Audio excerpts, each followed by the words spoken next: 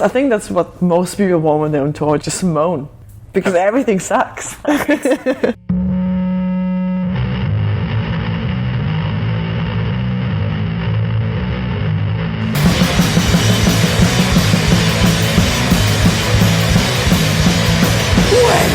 gig ever with your host Geoff Garlock on Revolver. Oh, isn't grindcore weird? Yes it is. Hi everybody, welcome to Worst Gig Ever. I am Geoff Garlock, your host. This is the podcast where we talk to musicians about how terrible it is to be in a band, how awful it is to be touring, and how fun it is at the same time. And today is no exception. Today I have Larissa from Venom prison, and it is a great conversation. We talk about weird festivals. We talk about weird food. We talk about people's dumb ideas about what they should be doing in their lyrics. And we go deep, but it's a very fun interview. You should definitely keep on listening. You should also check them out on tour. They are starting their tour tomorrow, which will probably be in the past when this comes out, but they'll still be on tour because it's like, what, 5 weeks long? Yeah, I mean, so you're going to see them. So go see them, dummies. But also check out the record. They're going to be recording a new one right when they get back as well. But you should also check out the other episodes of Worst Gig Ever. Check out the other ones we have on Revolver. We've got great ones with Brendan Small. We've got Kirk from Crowbar. We've got Nate from Converge. My buddy Ryan from Photo Crime. We've got all of the old episodes are still up. You can find them on worstgigtumblr.com and on iTunes. Worst Gig Ever with Mike Pace. We talked to Walter from Quicksand, Freddie from Madball, Taylor Negron, the Broad City Women. It's great. But you should now keep listening and don't turn it off because you're annoyed at me, and instead enjoy this conversation. Worst gig ever. So, always start with player's choice on your end. Any sort of worst gig, any show, anything that pops in mind when I first am like, hey, what's a shitty show you played? Oh god, the shittiest that I remember right now is probably Void Fest in Germany. It's like a DIY doom noise fest. It already sounds exhausting. Yeah, it's based like in the middle of nowhere, right, on someone's farm, right, in the woods in Bavaria, in Germany. Sounds like a dream. Yeah, so when we were driving up there, like we didn't know where we were going. Like we were asking local people, like, where is this place? Right. And no one knew. Right. And then until there's like, you could see people like walking. There's like, okay, they look like they're going there. Right. Black shirts, yeah, dumb graphics. We just gotta follow them. So we arrived there. It was the last show of like a 2-week tour that we did last summer. Mm-hmm. And we played some like really cool festivals, like Ypres Fest. That's like a hardcore fest in Belgium, and Blood. We shouldn't have sold as much merch as we did. Oh, we sold so much merch there as well. And Ypres Fest, I always say, it was one of the 2 times one of my basses was almost stolen. Because a thuggy hardcore band called The Hoods were playing from the West Coast, and I was like, "Where the fuck is my bass?" Because even though it's a great fest, the way they did equipment was just like scattered everywhere. Yeah. And they it ended up in their van, quote unquote. Oh, no. But I had to go and open the van. I was like, I'm a tiny man. You're a tattooed fucky dude. He's like, yeah, maybe we got it or something. They had it. But either way. But other than that, I love the Ypres Fest. So yes, that's a good fest. It was an amazing fest. And we played Bloodstock as well. So this festival was like the last show on this tour. Mm-hmm. But we played really cool festivals before. And we're showing up. It's on the farm, like I said. And it just looks like people just put it together like in 2 hours. It was fest in the loosest sense of the word. Yeah. There was tents and stuff, but it was like really small and it wasn't really what I expected it to be. And on arrival, we go and like check in with them, and they give us an envelope with all the money before we even played, right, and weed. Right. Perfect. So that was strange, but all the other boys in the band were like really happy about that. Sure. So those are those things where I'm just like, yeah, I mean, I'd rather just have some food. Yeah. A little bit more money as the man who doesn't do anything. There was actually really good food there. Oh, that's good. Yeah, it was like all vegan. They had like burritos and shit like Right. that. It was amazing. And yeah, like we arrived there, we check where everything is. There's no space for merch. Yeah. It's tiny. It kind of looks really cool because I know it was a bit hipster, Right. which made it look pretty cool. Sure. Yeah. And an hour after we arrived, like black clouds starting starting to like corner this place. Right. And yeah, a storm's The moment coming. you think maybe it could be okay. Yeah, the storm is coming, and it was like really stormy at that time in Germany, and it was so bad. Like they told us not to stay in the tents and to all gather at this one place because the rain was so heavy and there was like lightning everywhere and stuff like that. Wow. And nothing was secure. There was a band playing that stopped playing, so we were all going to that beer tent. We all had to wait till the storm was over and stuff like that. We were like, okay, we're not playing. It's like 11 p.m. right now. Right. It's like, it feels like the world's going down. Right. Like we were all stood in this tent thinking we're gonna die because like the power was like cutting off and stuff like that. Right. And yeah, they still wanted us to play after the rain like wasn't as hard anymore. But I was like, I just want to go home. Sure. I had a bit of a mental breakdown that day because like everything was going wrong, and I was Right. like, oh my god, this is the last day of the tour. I was looking forward to play this and go home, but now we're stuck here. Right. And I don't know what's happening. There's like tents blowing all over the place. Like Ash was playing guitar and band was like going for a piss in the fields, and like a tent flew right into him. And yeah, it was weird as fuck. So we were going to the stage to set up. Our van gets stuck in the mud. Perfect. The other band that played after us, their van got stuck in the mud, so we couldn't. Perfect. Yeah, we couldn't go anywhere. Like I was like, at that point, I was so frustrated that I started crying. I had like a mental breakdown. I was stood in the woods on my own and just crying, looking up in the sky and thinking, when is this going to end?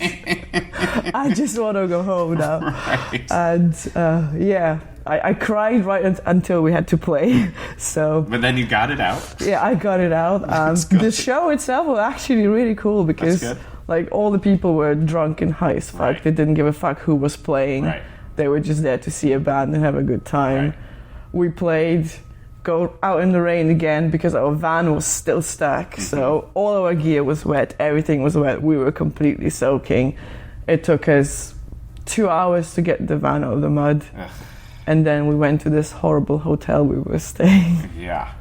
That sounds terrible. Yeah. It sounds very, very bad all around. Because that's the thing, like the concept of like, yeah, we're going to be out, it's fest season, we're playing a bunch of fests, but then there are so many factors that can go wrong at any show, but especially a fest, like there's just so much shit surrounding it.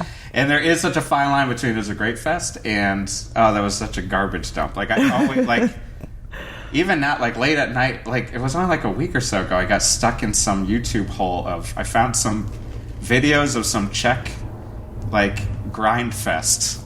Was it Brutal Assault? It might have been because it was just like, I was like, I know a lot about grindcore and I don't know any of these bands and I'm somehow watching every single set of like disgorgitated flatulence or whatever. Like it was just like, and I was like constantly, it's like also like, how many joke grindcore bands are there? So like, many. and I'm well aware of at least 30, and there are more than that. Just more costumes and just like hardly thought out grindcore songs in a genre that's also most of the time not that well thought out for even the bands I love. I love you, Dahmer. You were the best, but yeah, it's like in.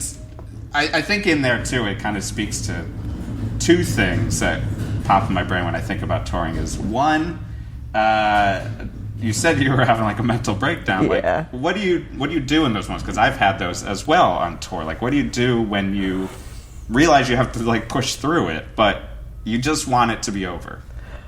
I don't know. I usually start crying then because I'm so desperate, and that kind of helps. And I think it's just best to just speak to someone who feels exactly like you, and there's always someone around. Yeah, that is the the worst is when it's not your bandmates. Sometimes. And there's they're happy to be there. I'm like, no, which does happen a lot in Germany. Like a lot of times when we would play, anytime we'd be at a show in Germany that would break into a dance party after. Yeah, like no. Now we're just stuck here extra long doing multiple things I don't want to do. Dancing. 90s watching pop people music. to terrible music. We were just at a show that I'm not even sure I like the music that we were watching. I think it's finding someone that can kind of bond with you in the terribleness is the thing. I think also that you were speaking to, I think you're straight edge? So, so am I. And so, how do you... That end up being, it's just something over the years. I mean, I just get used to it. Slowly, everyone stopped being, drug-free. How do you deal with the fact of kind of what you... I don't know if you end up in this role. I end up feeling like the babysitter. And you were just mentioning with, everyone's, was wasted. That is a plus sometimes at shows. But, do you ever feel that, exhaustion from that element in touring? Because I know I never had any vices to go off to. So I would just be like, all right, I'm just stuck in this van. And I'm driving it. Luckily, I haven't been driving that much, in this band, because Ben just loves driving and he doesn't trust anyone else, so Ben is always the one driving. Sadly, I was both of those. I was the babysitter and I didn't trust anyone else to drive, so I was like, I'm not going to have a panic attack in the back. I need to drive. I forgot what the question was. Oh, how do you kind of deal with being the babysitter? Or do you feel like the babysitter sometimes? No, I don't know why, but I never do, because every time people are having a good time and are drunk and stuff, it's fun to watch. Right. And in Venom prison, nobody's doing that stupid shit. Good. So all I do is just laugh about them. Right. And I'm usually having a really good time, watching Geoff just getting messed up, and then throw up everywhere, and and then just feel really, really bad the day after when we have to drive for 10 hours, and you just sat there with a bucket and trying to throw up. God damn it! It just seems like there's enough to deal with on tour without dealing with that. But I think also it was always, most of the time for me it was fine. It was I brought up on the podcast, at one point we had a tour that was sponsored by Sparks. And I don't know if you remember Sparks. It was this short-lived drink that was a mix of energy drink and malt liquor. No, I never heard of that. Oh my god. Fucking nightmare is what it is. Everyone who drank it said it was liquid cocaine. I was I don't know either. But it was we did a tour where everything, every show we brought cases of it. And it was that was the one that broke me for feeling like the babysitter, because everyone was just there's no water. I'm just going to drink this crazy liquid cocaine, which was a fucking nightmare.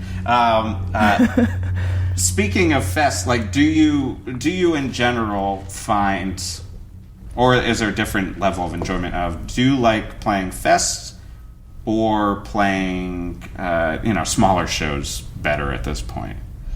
I think I enjoy doing both, because I especially enjoy just going from this little show to this big show on a massive festival stage, because that kind of just keeps you on the ground, and you just it's just from one insane thing to another, and they're so different, but they're still the same. There are different levels of insanity at each. Yeah, because last year we played this living room show in Cardiff, in our hometown, and it was just insane. It was only 30 people, but they were crammed in a room that's smaller than this one, and everyone was just dying of heat and just stuck, and it was you could feel the energy. It was so cool. But then at the same time we played Download Fest a couple of weeks after, and it was massive, and it was just as amazing.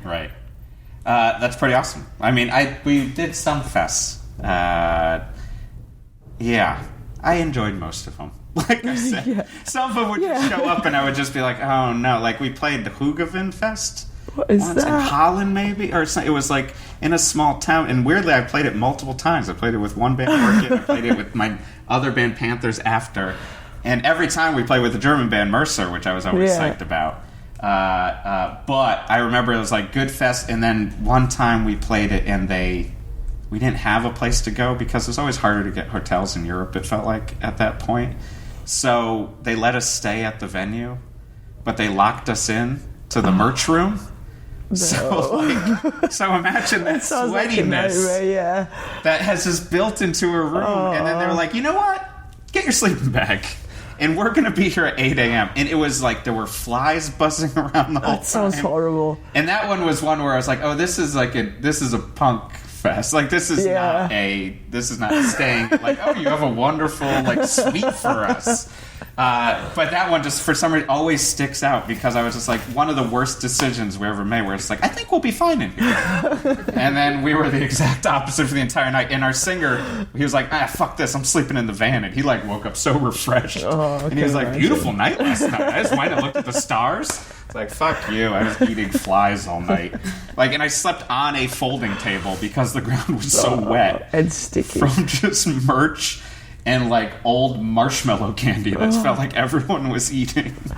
The beauty of playing shows. But speaking, like, this is just something I wanted to ask because I always ask people you were from Germany. How long did you live in Germany? I lived in Germany for, I think like 15 years almost. Okay. Yeah. So, because I like knowing if my version of these seeds was the same. Like, were you into the Bremen bands like Mercer, Sistrel, Acme, Carol?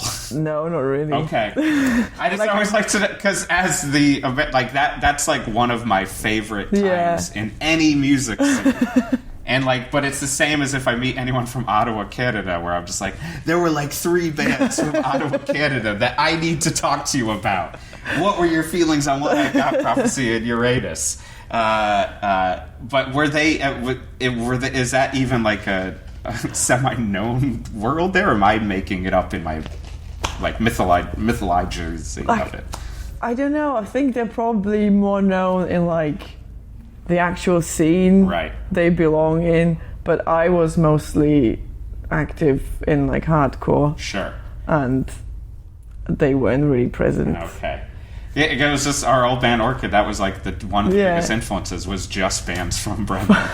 like the Sistrel 10-inch was like the reason that like songs existed. Yeah, most of the Bremen bands are quite political, which is really cool. Then that was the other part of it too. It's like we were all coming from like, every song is about situationists. Yeah. So it's like, well, okay, great. They're speaking the same language. So what was the kind of the scene like growing up in Germany for you? It was quite mixed. It was like punk and hardcore and like crusties. Like I was kind of in all of it at the same time, but mostly in hardcore because that's where I kind of felt, I don't know, more welcome. And it was quite diverse. There were so many girls and women involved, and we used to travel to shows all the time, like all over Germany and to Belgium and Holland, just because there was so much going on at the time. I don't know what it's like right now. Yeah, I don't know either. I mean, again, I'm living in the past of this one scene in like 1996, so like I don't know. I know every once in a while, like I remember even at the Hoogeveen Festival, there was some. Now I'm trying to remember the band, but like there was like a band from Belgium that I was just like, they were like a New York hardcore style band. Yeah. That I was just like, your version of what New York hardcore is like so off of just as my version of what Bremen hardcore is. Like they were wearing like overalls and like cowboy hats and were just like, what's up, beaches? And I was like, oh no, everything about this is wrong. I think it's still like that to some extent. That's the word. The New York hardcore scene is pervasive. It's like this concept around the world, which is so amazing to me. What was the crust scene like? It was. I think the crust scene is quite the same everywhere, all over the world. I literally think there's a reason there's a uniform. Yeah, definitely. Right. And today they all just smell of like Lush products. Perfect. Did you go to / play, or do you still play a lot of squats? No, not that many. I think there's like not many of them left as well. Okay. And not many people are still putting shows like in those places. And I think usually it's like grindcore and like crust shows right now. Because there was a period, I thought it's like if we toured there, like half of our tour would be squats, which was great. Every time we'd be like, oh my God. Like there'd be that one you get there and be like, oh no. Like, I couldn't get bed bugs from this funky mattress you got me sleeping on. Oh, we slept in those places. There's one, like when you were talking about that fest at the beginning, and I'm trying, because it's again one where weirdly Orchid and Panthers again played. But it was some fest where, like, have you ever seen the movie Green Room? Yeah. So it was Green Room. Like when Green Room started, I like immediately like leaned over to my wife. I was like, I've played there, like because it was like in the middle of either Germany or Holland or somewhere, and it was one of those places where I was like, where are we going? And like it was just like a house in the middle of nowhere that had a huge stage, and like where we stayed was just like must have been bedbug infested. Like that sounds like it was in Eastern Germany. That's what I'm guessing. Because there's no getting around Germany. You're going in and out the entire time you're touring there. But also again, like some of the squats I played were like some of the best I've ever played. Yeah, like, the Rotiflora in Hamburg is probably one of my favorite squats. What about that one? It's just huge. I played there so many times, and it's so well organized, and everything there is really nice, and people look after each other. And it's just, and that's where like a big part of German like Antifa politics is happening as well, which is really cool. Right. Saying you grew up in hardcore, this was something I was thinking about because I was thinking about the lyrical content of your band and like kind of like using the lyrics to kind of combat there is like an overly misogynistic aspect of metal lyrics. Again, we talked about it with Trevor from Black Dahlia a lot because it's like you'd get into further and further like slam metal. It's just like, oh boy, like you don't even have to look that hard. You're just like, come on, man.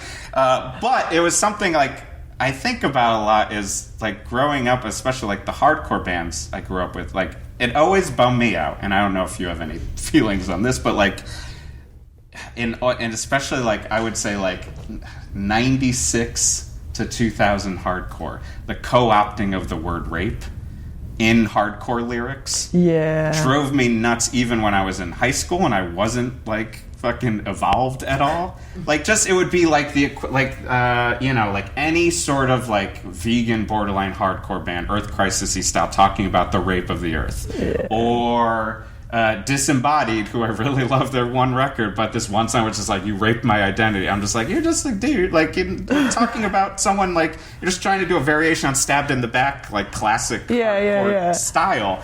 But like it even again, like always it bummed me out. And it's like weirdly like something that never got addressed, like the equivalent of in a different way, like again after all these years I still do like Earth Crisis, but in fucking Firestorm, I'm like, that's one lyric is like really questionably racist. Like in Firestorm, like talking about a welfare generation is like a real bummer. Like there's been like some homophobic issues with that as well, like on the record cover as well. And I think like not many people remember that today, and I think Earth Crisis have also changed it up after and apologized for that. Right, because like the idea of Gomorrah's season ends. Even that is like, okay, so you're based around Sodom and Gomorrah, which is basically the main tool used in the Bible to say, like, well, gay isn't right. And it's so frustrating because, again, like, it's not like I wasn't listening to Destroy the Machines yesterday. It'd be like, still love this record a lot. But I guess, like, it's the largest question. Like, how do you feel about that? I think it's kind of desensitizing, like the whole subject of rape, and like as a dude, you're just not as affected as like a woman, in our society, and it's kind of just taking that away from survivors and victims, and just I don't know. You can't compare it. It's not the same. You can't say what it feels like to be raped if you've never been raped. I think that's also like. it even just bumps me out as a writer. Yeah. Like, where I just feel like it's such a lazy use. Yeah, definitely. Of a word. Like, I'm almost just like, just come up with another word. Like, use a thesaurus. Like, because, even in high school, like, I would have this kind of, but, like, I'd get to that figure point part, and I'd be like, no, not exactly. I mean, it just doesn't feel right, man.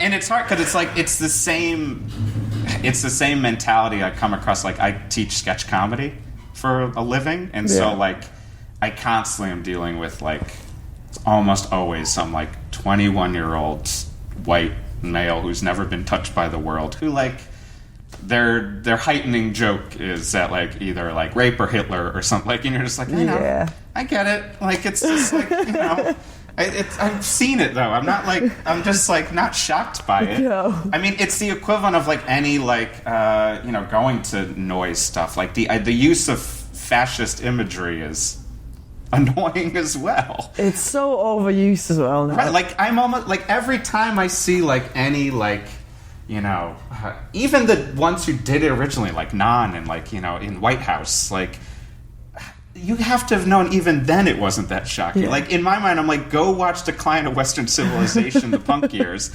What was that, 1978, 1981? And they still have a kid with a Nazi, like, swastika shirt? I was like, there you go. It was done then. But it seems so dumb to just be like, I'm just fucking with society by using this. Yeah. But that's, like, I guess, like, yeah, in hardcore, no, like, it's, like, the unsaid thing. Like, the metal version is just, like, it's so blatant. And it's also just, like, it doesn't make much sense to me, I think, is the other part. Like, where I'm just like, I don't understand why any of these lyrics would exist. But in hardcore, I'm just like, most of the time it feels like just, like, lazy young kids. Definitely. Like, you can, like, the example of, like, Earth Crisis as well. Like, they were young, they're older now. Like, they probably wouldn't do it again because they understand. And I think everyone makes mistakes. Sure. But just learn from them. Right. Just learn from other people's mistakes. Well, which is the part, that's also the hard part, I would say, of being, like, it's one of the reasons none of my bands, I think, will ever reform. Because I'm like, well, I don't want to honestly answer now live for any dumb things that are just like, maybe I'm not completely with that. And we had nothing I can think of that I have any issue with, per se. But, like, to be like, I wrote this song when I was 16, and I still have to stand behind not only the riffs, which a lot of times you're just like, the riffs are fine. Like, I can play them a little bit better now. But then lyrically, you have to just be like, oh, fuck. Like, because, like, you know, I stumbled upon I was cleaning my office and I found my, like, high school lyric book. I was like, I should shred this. Because it's so depressing how bad this is and how, like, overly wrought it is. Yeah. Like, it's like 20 words to just say, like, I'm sad. But, like, do you... that's also, speaking of, like, one of the hard parts of the band, do you have any, like... And you might not. Do you have any, like, musical past things that you're just like, ugh, glad I don't have to have that resurface, the equivalent of? Oh, God, yeah. Like, I've been in a, like, crusty D-beat band before. That was, like, my first band I was in. What was the name of that band? Oh, it was fucking shit, I tell you.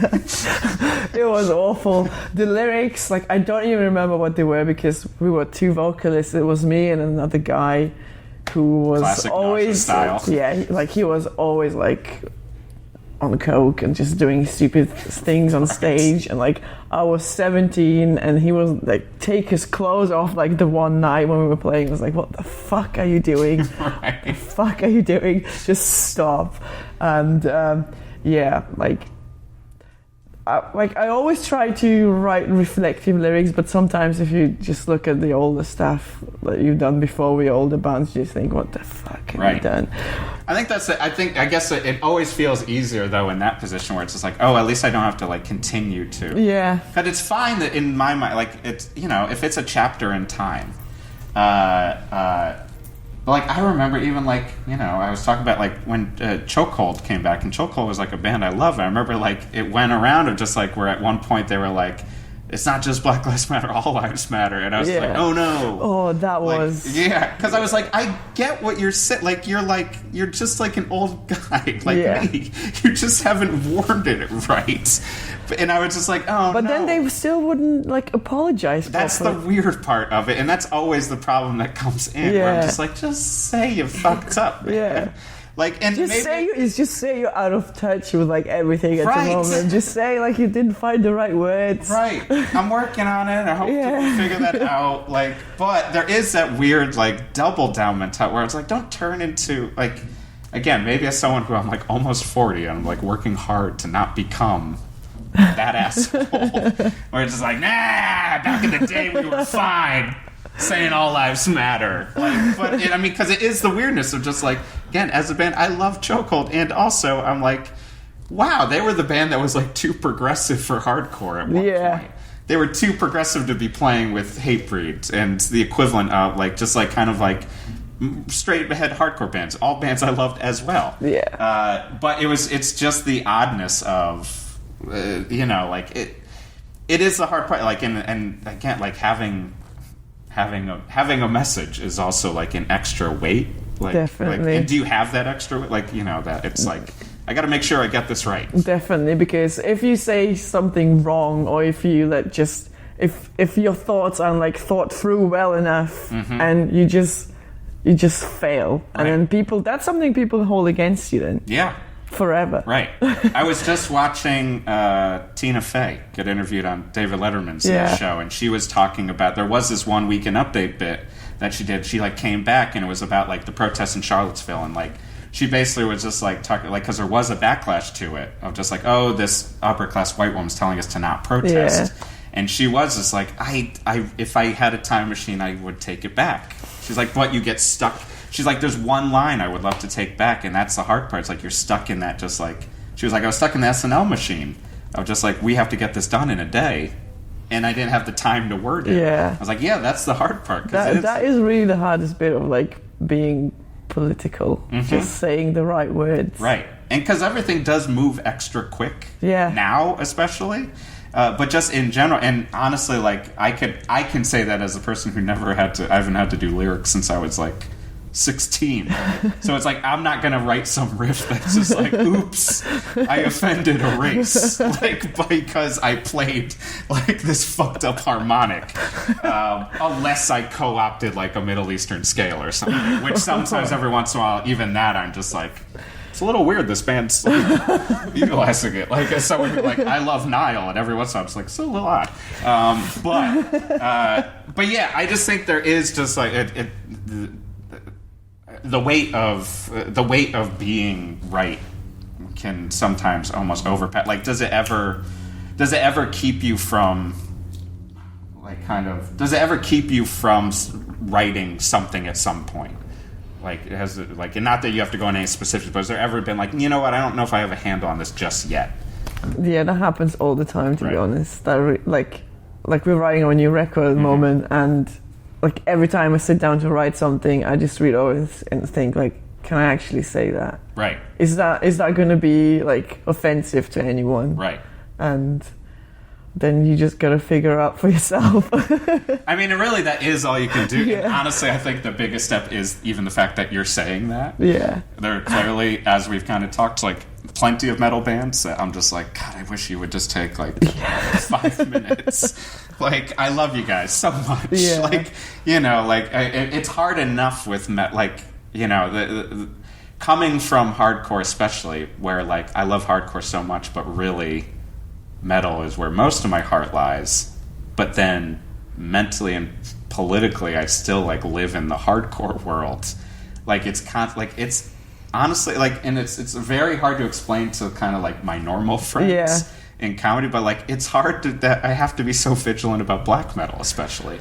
I talk about all that that I have to do a fucking fine-tooth comb search on every one-man fucking black metal band to find out down the line, like, oh no, I own 10 National Socialist records, and I didn't even know because they buried it. Yeah, like when we were playing in Norway on the last tour, like Ben, our guitarist, I don't remember what band it was. He has like a patch on his jacket, and then we went to this really famous record shop in Oslo, and then he's seen Nesbud. Yeah, and he's seen he's seen a shirt of that band, and it said something with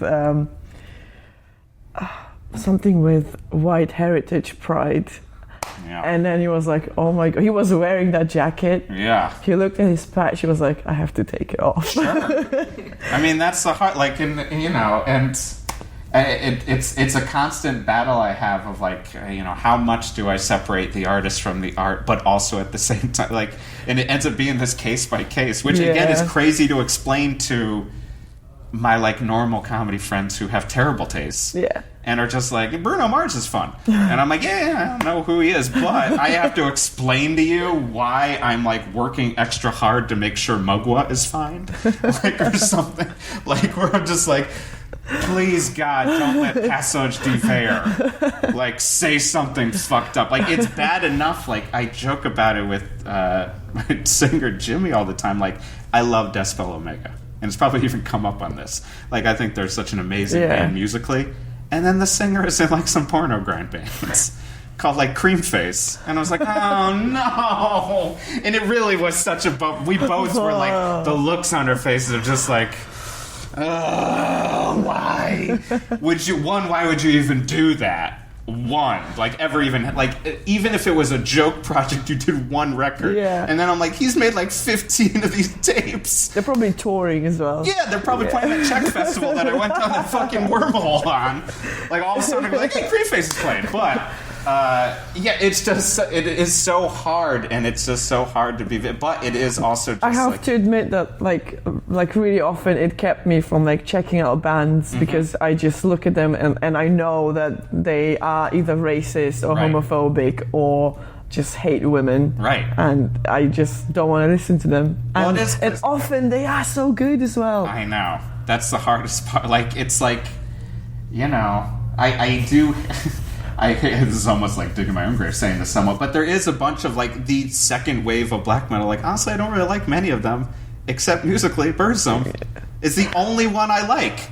Really, it took me so long to actually listen to Burzum because I was like all these years I was like I know who he is. I really don't want to listen to his music. Understandable. Because I don't want to be associated with that. But when I did, I was like, why did I not listen to this earlier? And I love his music, but I can't listen to it. I know. No. Luckily, there are enough bands who are just like, you know what, I'm just going to do this thing. And I'm like, okay, but it's a bummer because it's like, oh, out of black metal, that's the thing that I like. And I don't care about war metal. I don't care. Like, it's just like I have so many, I'm so picky about it all too. But there is that part. You're just like, please don't screw me over here, music. Which happens still in hardcore, like, too. But it was just like the odds were... not as harsh there, which is just such a bummer. It's very nice, like, I almost say, like, one of the nicest parts of doing this podcast is when I'll meet someone who's like, oh, thank God. Thank God you're a nice person. Like, and you didn't say anything sketchy. Not that I'm like, in just anyone. Like, I mean, and I'm saying in years of doing this. Like, I mean, even on my old one, like, I was, like, so ecstatic when we had Freddie from Madball on. And I was like, what is the nicest man I've ever met? Like, this is so... And he doesn't even look like he's, like, a nice person. No! Like, he showed... And I was just like... We were just, like, doing a lot of joking because it's just, like, just this presence that's existed over me since I was 15 in hardcore. And all of a sudden he showed up at my friend's apartment and I was just like, oh, hey. Okay. We're going to talk about having kids and stuff. Oh, this is great. You're the nicest guy in the world. I think it's, like... It really bums you out, like, a lot as well if someone's like a role model and you meet them and they're really not that great. Yes. It can even be when it's just like, oh, you're just kind of dumb. Yeah. Like that happened, like, definitely in Orchid a bunch. Like, there were, like, a couple, like, heroes, and that's, like, not name names, but, like, when I met them, it wasn't even that they were jerks. I was just kind of like, oh. Yeah. And I thought you'd be smarter. That puts you off of, like, of the music as well.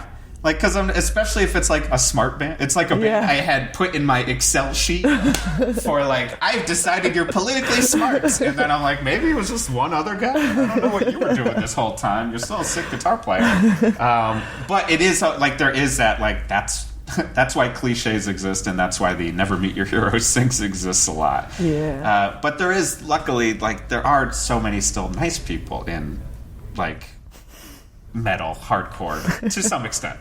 It's nice when you find those compatriots. Like, it's like, you know. Definitely. Like, we've been touring with Power Trip and Code Orange in the UK and Europe, and, like, we shared a bus with Power Trip, and it was like, we knew each other, like, for years, because they have the same background as us. Like, they've been involved in hardcore, we've been involved in hardcore, and it was just a massive hangout with a bunch of people that are really cool that we got on with, like, so well. And it's such a huge thing. Yeah. Like, that, it's a shared language that, like, it really is, like, this relief when I would find, especially because, like, in my band Panthers, we wouldn't play with a lot of, like, I would be like, are you from hardcore or are you not?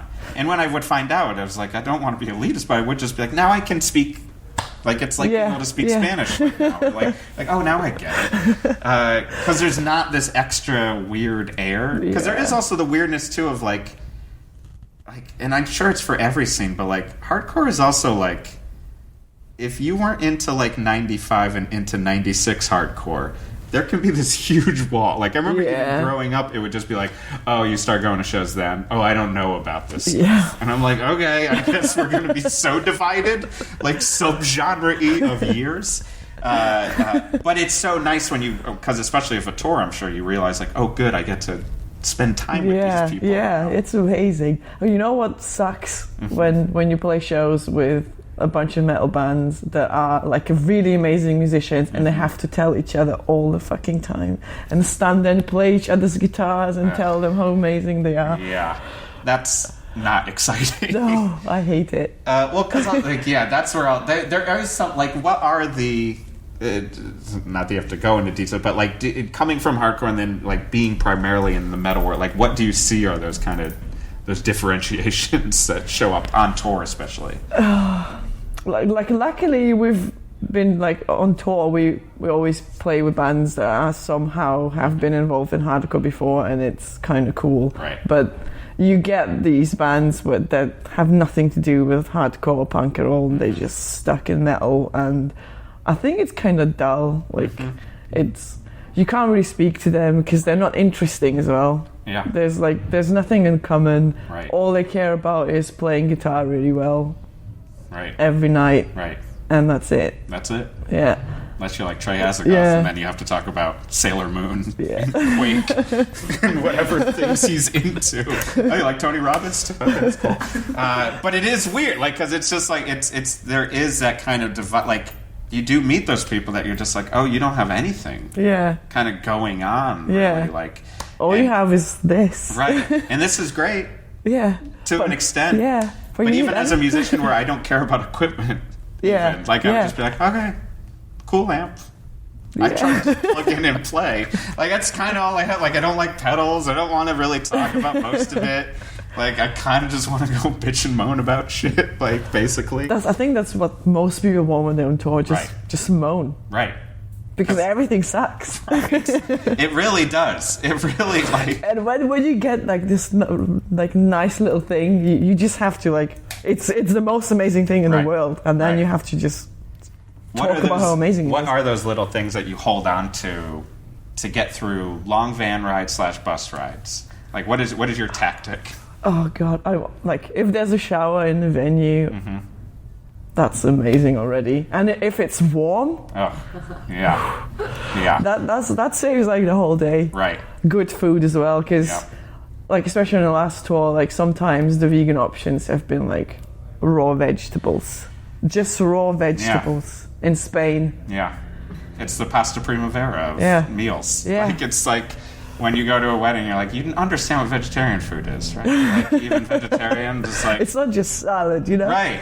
It's such a bummer, especially just now. I'm just thinking of weddings when you go with someone who used to be vegetarian or vegan. I'm like, did you forget everything? Yeah. Like, that, like, it's just a big pile of crap now. They just don't care. Have you ever played the 007 Club in Prague? Yeah. It's in that I think giant, I have. like old Olympic complex. Like it's in the basement. I think I have. I've brought it up on this podcast definitely, but one of my least liked meals is from there. And it's again one where it's like we played there with Orchid, then we played there with Panthers, and it was essentially supposed to be like maybe some sort of vegan stroganoff, but it was essentially just like an oil soup with TVP just floating in it. And then this like really dry rye bread. And I remember like I would talk about it on tour. I'd be like, well, what a fucking disgusting thing. I was like, I hope they don't have that. And then when we went and played there again with Panthers, I was like, it's literally the same punk stew. Like, are you just they make that every time they tour the show. Like, and there were like years in between those tours. So I'm saying, you've been doing this for years. You've never varied on this disgustingness. And I'm saying, I'm the only one who's ever been like, this is weird. Make a different fucking meal. It's insanity. But there are, like, sometimes it's just, like, the laziest option of food, which is hard. You feel like a jerk when you're, like, angry that you're getting food for free, in theory. That's part of your deal. But also...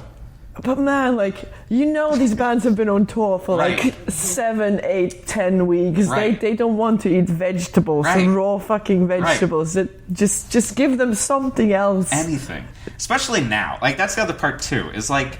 There are so many options. You can go to the shittiest grocery store, and they still will have like 3 veggie burgers at the very least. And they'll be like, "Oh, you didn't get the vegan ones, but it's fine, whatever." But like, you don't have to work that hard. I just went to White Castle and got the Impossible Burger. That's what we had last night. Did you get it? Yes. At White Castle? Yes. Too? What do you think? Oh, it was amazing. Right? Yeah. I mean, like everyone was like, we were actually like, we were planning to eat them like out, but we opened them up and ate them like while we were still in White Castle, and then Ben was like, "This is not vegan. This is meat." Right. And then, it's crazy. Yeah. I mean, it's also like I legit like. Here was my problem. Now I'm just going to go on an Impossible Burger rant. Like, my biggest problem with them is, like, if they were going to... And I understand it's probably productivity things. I was like, if you really want to change the dynamic of meat eating and have it be like, oh, meat eaters can get this, you need to make it in places like a White Castle and McDonald's. Definitely. Because before that, when I had it, like, Momofuku, which is, like, the most exclusive restaurant, and they only had it Mondays through Wednesdays, 12 to 3, until they ran out. And then Bear Burger, which is a place that costs $16 for just the burger. Fuck. But then when I went to White Castle, literally this Saturday, after I went rock climbing, and then I was like, well, let me waste all that exercise on cheese curds and Impossible Burgers. But it was like, I haven't had a fast food burger in 20 years. Yeah. Like, since I was 17 years old. Like, it was insane. I'm just so happy that you were just as happy with it. I also tried the McVegan in Sweden. Oh, I don't think I even knew they had one in Sweden. Yeah, they're only trying them like in this one town in Sweden, and it was fucking good. It's so good. It even had vegan mayo on it. See, that's like, even that. Hellman's makes vegan mayo now. Yeah. Like, fucking A, you can get it anywhere. Just get me some mayo with the fucking vegetables. I'll say my biggest bummer with the Impossible Burger is, like, all of my wet blanket friends have decided to be like, are you sure, though? Are you sure they didn't cook it on the same griddle? Are you sure? And I was like, why are you doing this? Like, someone did that to me on Instagram, and I was just like, stop being a 17-year-old hardcore kid. Like, I get it. I took a gamble. Yeah. Like, shit happens. You're the same person who's telling me, like, there's gelatin and marshmallows. I was like, I get it. I'm working on it. Like, I've also been doing this for 23 years, whatever it is. Like, shit happens. Like, I don't know what to tell you, man. But I was like, don't take away my enjoyment. But either way, I just am legitimately psyched that you got to eat it. Because it's like, and that's like the only one, too. I'm probably going to have it again. You should. Right now I'm thinking I want to say fuck it to dinner and just go get Impossible Burger. And I didn't even know. They had like a huge like release of it where like Ghostface Killah was there. Like I think at the Queens one you were at. Like, and I only saw it till after the fact. And I was like, what the fuck? And they were giving out free Impossible Burgers. But because it is legitimately a life changer. Definitely. It's such a great fucking burger. Speaking of weird food, just this is something I needed to ask because I haven't been to Wales in so long. You're from Wales, right? Yeah. So I just want to know if this is a consistent... we went to one supermarket once to just pick up some food, and the design of the generic food that this store had which if I'm picturing it was like the Barfly or whatever it is now near the fucking castle maybe. Yeah. You went around the corner and then down that street. I know I'm going in specifics of Cardiff, Wales. I think either way, the way the generic food was designed, it looked like the movie Repo Man, where like it was like they had a bottle of vodka and it was just a white square with a black line around it and it just said vodka. And then they had cola and it just the same, it just said cola. And I was obsessed with it. It was like in future of font. It was so like dystopian future design. And I thought, I mean, and I'm saying like this was, I don't know, 14 years ago. Like, and I was like, wait, is this just a Wales thing? Or is this just I stumbled upon the best looking weird design ever? Minimalistic. Yeah, it was the most minimalistic because like they'll go minimal, but I mean, it literally had nothing else. Was it cheap though? Oh yeah. Yeah. Like, I mean, and obviously, I didn't even get anything. I almost bought, like, some chips just because it literally was just a white bag with black potato chip. Like, I moved to Wales, like, 3 years ago, and they don't have that. Okay. I just wanted to verify if this is a thing or but if I dreamed it. But I think if people, like, were clever, would bring it back. They could make a lot of money with it because... I almost, like, I wish I had... it was when I didn't have there was no cell phones with fucking cameras. Like, I would have spent hours just taking photos of this crazy minimalist design.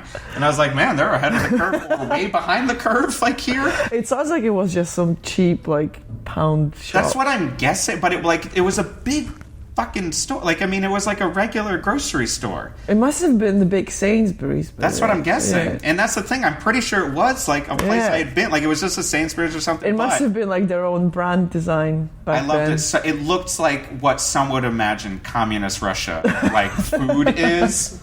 And I was like, but there was so much of it. It looked like also like they lived. Like, when you had the fucking sometimes I was just like, I guess I'm buying vodka.